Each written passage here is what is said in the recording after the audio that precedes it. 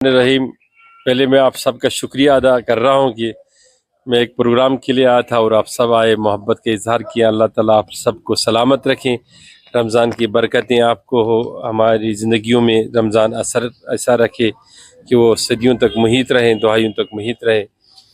ये रमज़ान मुबारक का हर एक लम्हा इंसान के लिए फ़ायदेमंद है, न सिर्फ मुसलमान के लिए बल्कि हर इंसान के लिए फ़ायदेमंद है।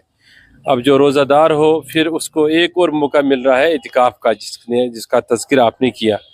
इतिकाफ़ ऐसी नियामत है जिसके बारे में मैं इतना कहूँगा, ये अल्लाह के रास्ते पे, अल्लाह के दरवाज़े पे एक धरना है, ताकि जिस तरीके से हम धरना देते हैं किसी जगह की मेरी डिमांड को पूरा किया जाए, रोज़ादार का इतिकाफ़ करना एक धरना है खुदा के सामने, गिड़गिड़ाना कि या रब जो चीज़ मेरे दिल में है और जो मैं मांग रहा हूँ उसको अता करना ही है।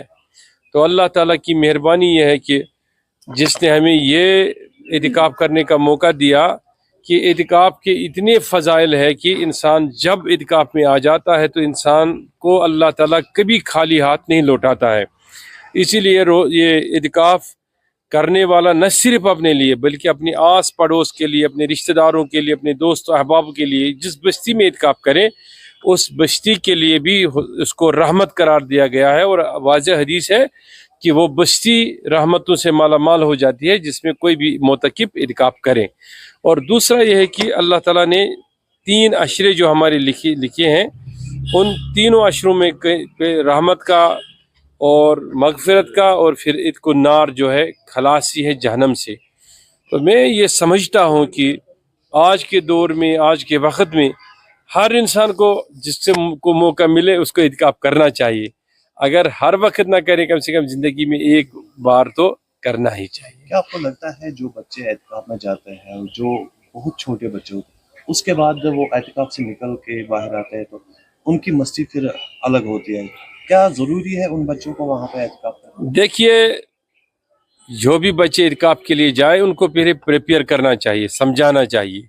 छोटा ही बच्चा जो है ना वो बड़ा हो जाता है। इसमें 2 बातें हैं। पहली बात यह है कि हम जब मस्जिदों में जाते हैं तो हमारे मस्जिदों में जब छोटे बच्चे आते हैं कोई भी काम करने के लिए, नमाज़ पढ़ने के लिए, तो हम उनको बाहर निकालते हैं।